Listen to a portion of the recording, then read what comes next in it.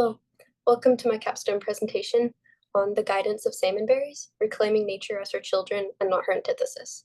My name is Ada Cashmere, and I did this project in collaboration with Free the Green, for which my site supervisor was Kaylee Pinion and my faculty advisor was Eli Wheat. Let me give you some background on the topic. Environmental restoration is essential for combating climate change, preserving biodiversity, and enhancing ecosystem resilience. But many restoration efforts fail to incorporate holistic approaches that recognize the interconnectedness of ecological and cultural systems. This lack of integration can perpetuate historical erasure, weaken community bonds, and limit restoration's effectiveness in addressing systematic causes of ecological decline. My research aims to demonstrate how integrating diverse ways of knowing, such as traditional ecological knowledge, or TEC, can create more sustainable, inclusive, and impactful restoration practices. Traditional ecological knowledge is an example of a diverse way of knowing or diverse knowledge system that is rooted in long-term observation and interaction between indigenous communities and their environments. TEC encompasses place-based practices, ecological relationships, and seasonal cycles, making it invaluable for restoration efforts. My research asks the question, how can ecological restoration contribute to both environmental and cultural resilience? It invites us to engage in restoration by recognizing humanity as an integral part of the natural world. During my internship, I had the opportunity to work directly with Free the Green, which is an ecological restoration organization focused on place-based stewardship. A significant part of my work involved hands-on restoration, like water quality monitoring, which you can see in Figure 1. This provided critical data to inform restoration choices. My internship also included creating a guide for Shadow Lake's traditional foods garden and setting up pollinator boxes for blue orchard mason bees, which you can see in Figure 3. These efforts reflect place-based stewardship in action, practices grounded in local ecosystems and informed by community input. We applied a range of methods of place-based stewardship. For example, collaborative planning with indigenous communities was central to our work, ensuring that local tribes were not just consulted, but actively involved.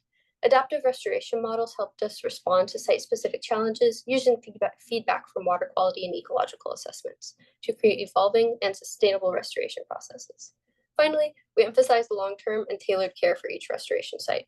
Restoration isn't just a single event, it's an ongoing relationship. And by returning to sites and continue to nurture them, we ensure that our efforts have the best chance of lasting success. The results of my research and internship work demonstrate both environmental and cultural takeaways, each of which highlights the transformative potential of integrating diverse ways of knowing into restoration practices. On the environmental side, we saw how incorporating traditional ecological knowledge enhanced biodiversity and ecosystem health. For example, incorporating plants like salmonberries, which you can see in Figure 2, into restoration sites doesn't just restore the physical environment, it also supports species relationships. These frameworks allow us to work with the ecosystem rather than imposing on it, creating restoration practices that maintain balance and promote resilience. TEC also brings centuries of lived experience to sustainable resource management, offering sustainable strategies that avoid the overexploitation of resources. This ensures that ecosystems can continue to support both human and non-human communities far into the future. Perhaps most importantly, TEC offers a holistic understanding of ecosystems by connecting ecological health to human practices. Restoration efforts grounded in this perspective don't just heal the land, they also reaffirm the interdependence between people and nature. Culturally, the results of this work are equally significant.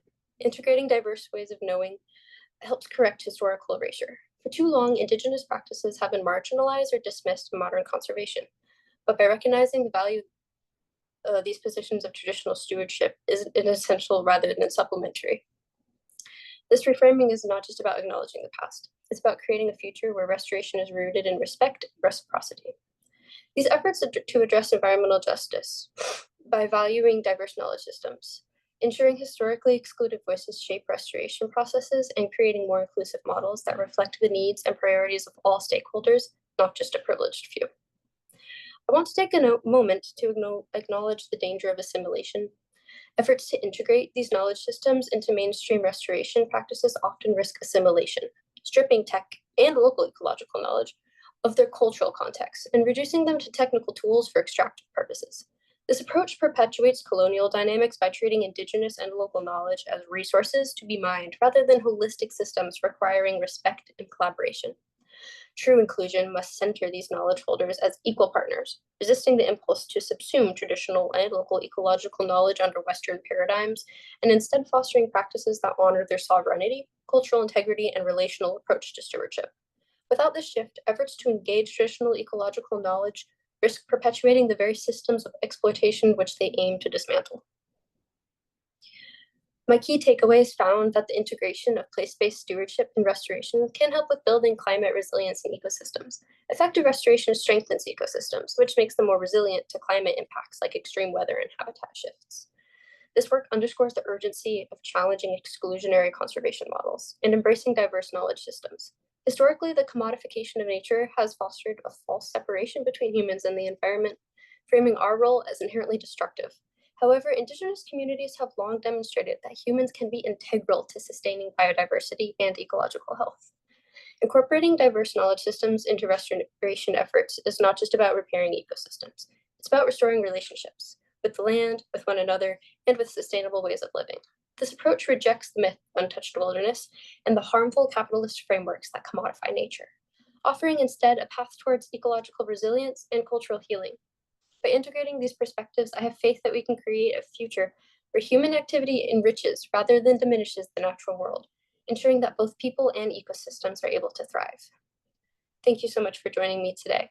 I would like to acknowledge my site supervisor, Kaylee Ping, and my faculty advisor, Eli Wheat, once again, as well as thank all my family and friends for helping me throughout this capstone process. Thank you.